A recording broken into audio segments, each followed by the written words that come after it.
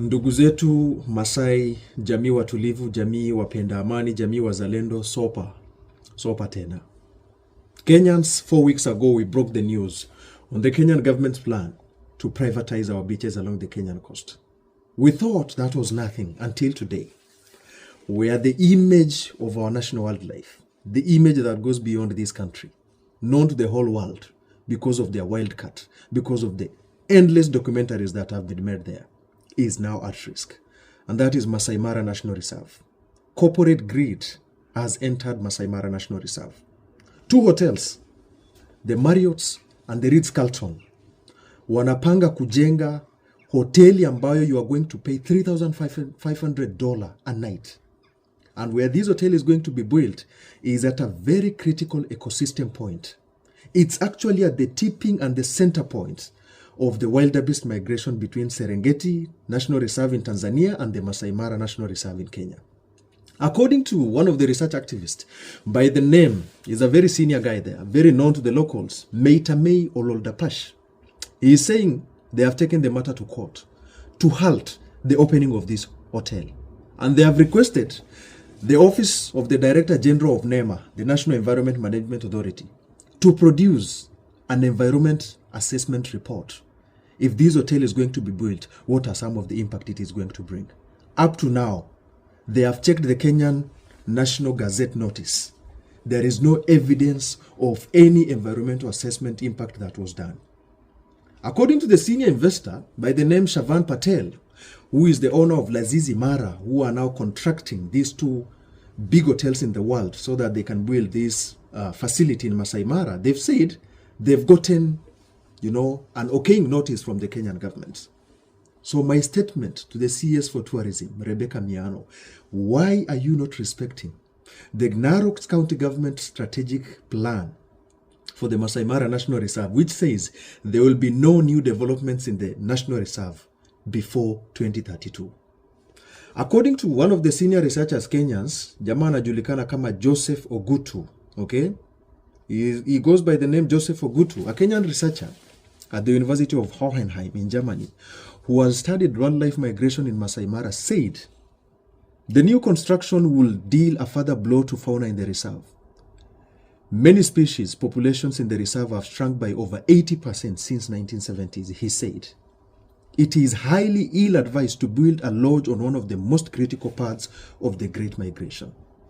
Another person by the name Grant Hopcraft, an ecologist at the University of Glasgow, said the project will likely have a large and long-term ecological implications of the migration. So Lazizi Patel, the Lazizi Mara owner, why are you guys interested with an image that is going even beyond this country's, pride? This is something that is celebrated across the world. Kenyans, this is the statement I have today for Ledama Olekina, the senator for Narok. Senator Ledama, we know very well how bold you are. We know how fierce you are. But it is really disturbing us that you are so silent on this matter. This guy by the name Metamei Oleldapash has taken the case to court. And as we are speaking, the people who are being sued are NEMA, the Narok County government, the country's Department for Tourism, and up to now there has been no response. And even there has been an evidence that one of the reporters from Reuters news network was blocked in assessing and investigating what is happening at the site. This is a very sad news, Kenyans. We thought we are going to lose our beaches along the Kenyan coast, but we are losing a very key asset. And when Masai Mara is gone, everything will be gone. That is what Samia Suluhu is doing with other Masai community across the border in Serengeti. They are being evicted from the indigenous lands. And today, one of the most patriotic communities we have in this country, actually the shield we have for our flag in this nation, is inspired by the Masai culture. And today, one of their tappings, their image, something they've celebrated and they have passed harmoniously from generations to generations, living closely and peacefully with wild animals in Masai Mara, is at the big threat, is at a big risk as we are currently speaking. No statement has been received from Marriott Hotel and Ritz-Carlton. Rebecca Miano, the CS for Tourism, we demand a statement from you on this. Because this is not a joke. We see this pattern. The conservancies in this country, and the way Kenyans have been killed on these conservancies in the name of wildlife protection, is very alarming. Not only during William Ruto's time, it's been happening since independence. And now we don't even know who is really okaying the idea of building a hotel on the Sand River of Masai Mara National Reserve. Do you know where that is going to be located?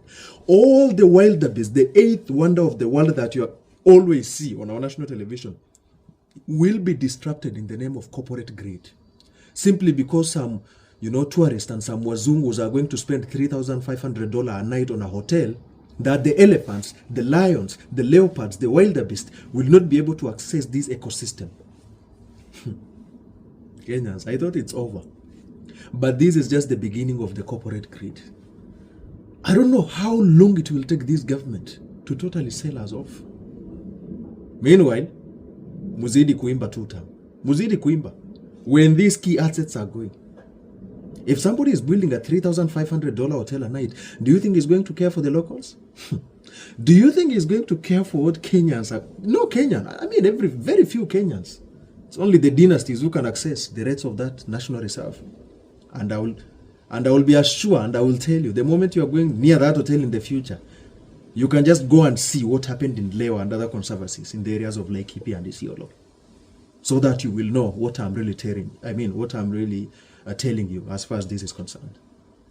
Wakenya, this video has been very long, but let us share it, let us comment on this, let us pressure this government that we are not ready and we are not really here to joke about Masai Mara National Reserve, because that is our pride. That is an asset beyond us. It's an asset. Now, ladies and gentlemen, from the video clip that we have begun with, that is whistleblower Galmadido exposing something that actually is happening in the Republic of Kenya. President William Ruto is a man that is so crafty and tries to hide himself behind illegal bills that have been signed into law. As of yesterday, William Ruto signed a few bills into law. And before that, about a month ago on 15th of October, William Ruto went ahead also to sign about 8 bills into law. And among those bills were the privatization bill of public asset to privatize them or sell them to private companies. And this gave him the authority to actually carry out some of the most dangerous projects in the Republic of Kenya, or to sell out some of the key assets of the Republic of Kenya that will actually make this country become a private hold country by the time that President William Ruto is leaving the country. Now, diverging into the matter of the hotel that is being built in Masai Mara, according to what Galma Dido has said, allow me to diverge into some certain details, and even before getting to the hotel being built in Masai Mara. The first time that President William Ruto authorized the building of an hotel inside a public national park or a public reserve was a few months ago, when the president authorized or signed on the building of an hotel inside the Meru National Park.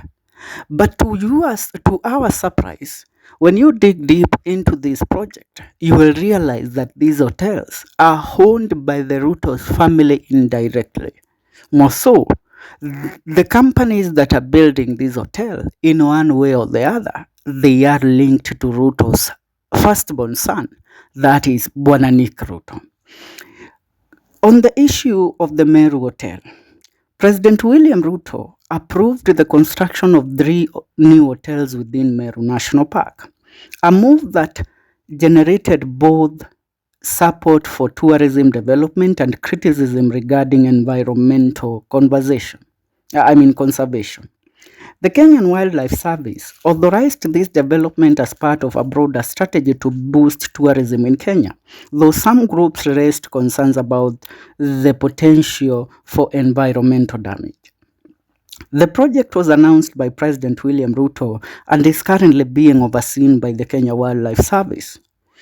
The controversy is the decision sparked debate with critics voicing concerns about the potential of environmental impact with the building of the hotels. But one thing that they failed to actually look into is the company that have been contracted or the owners of the hotels that will be built in Meru National Park. They won't be owned by the public nor the government of the Republic of Kenya. They will be owned by a company held by President William Ruto's ally, which in the said company is son Nick Ruto as a share. Apart from that, there is also the building of the hotel that is currently being built in Ngong Forest. According to intel that went viral a few months ago, reports indicated on an hotel construction project within and adjacent to Karura Forest, it is within Ngong Forest. The public uproar in mid-2025 led the government to stop the construction of the hotel inside the Ngong Forest to allow for more public engagement. The company involved, Konyon Company Limited, had a special use license application to develop an eco-lodge and wellness retreat. There were claims linking the project to President Ruto, but these were made by political figures and they actually lacked concrete evidence. But you know, what happens in this country that is alleged to be linked with President William Ruto? At the end of the day, when you do your due diligence, you find in a way it is either linked to him, to his wife, to his daughters, or his sons, and more so, the building of these hotels. Now, let's get back to the issue of the hotels that have been okayed to be built inside Masai Mara Reserve. A new Ritz-Carlton luxury safari camp is being built in the Masai Mara Reserve, which faced controversy and legal challenges regarding its location in a wildlife corridor. The camp, called the Ritz-Carlton Masai Mara Safari Camp, will feature 20 tented suites and is located on the banks of the Sad River near the Tanzanian border, while the developer, Lazizi Mara Group, stated that environmental regulations and community engagements were prioritized. A lawsuit claims the development blocks the Great Migration Route and violates a 2023 management plan. The Ritz-Carlton Masai Mara Safari Camp. The developer is Lazizi Mara Group in partnership with Marriott International. But to my surprise, if you dig deep into these companies, they are also affiliated to William Ruto and his family.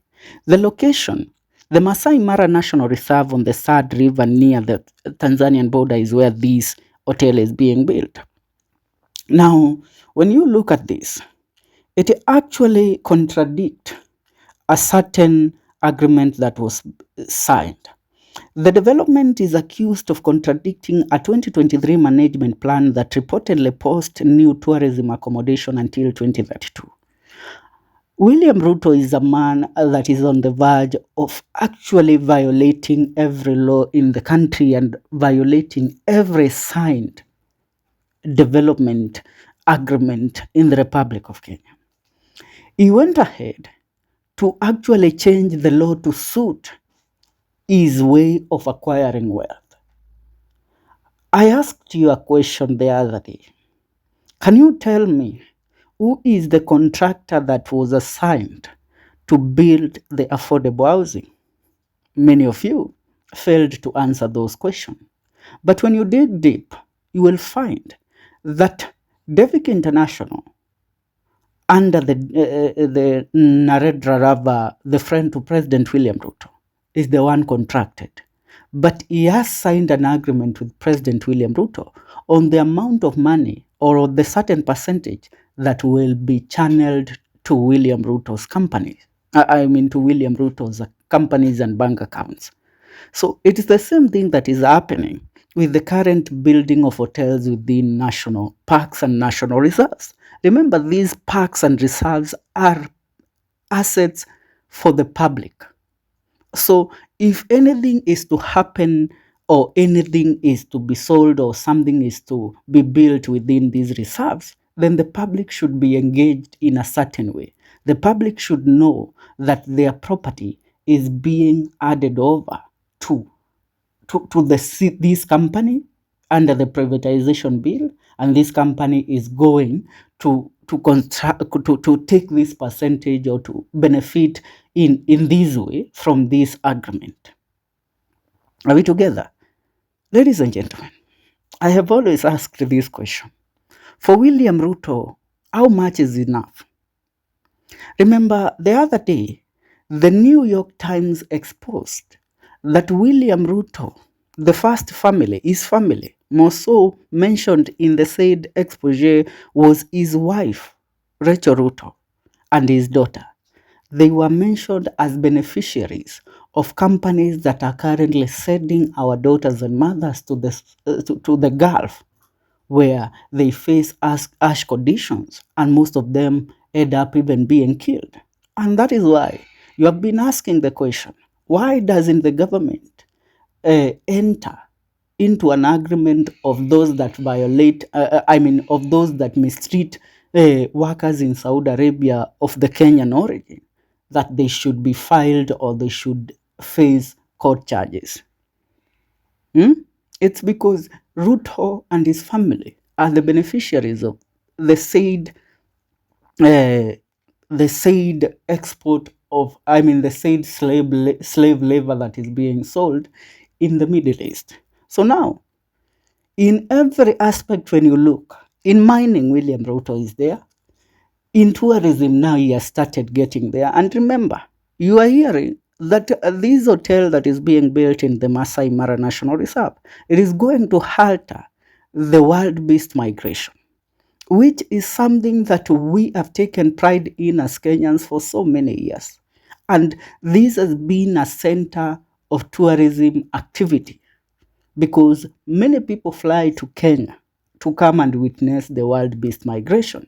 Now that is being altered through the building of these hotels, because they are being built on the pathways that the wild beasts use during their migration. Ladies and gentlemen, I would love to hear your take in regards to this matter. Leave your comment on the comment section. See you in our next video. Remember to subscribe. This is the Kenyan Daily Report.